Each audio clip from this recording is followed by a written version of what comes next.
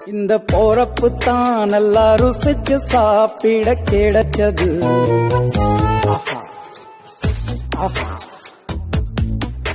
அத நினைச்சு தாமனோ உலகம் முழுவதும் பருக்குது.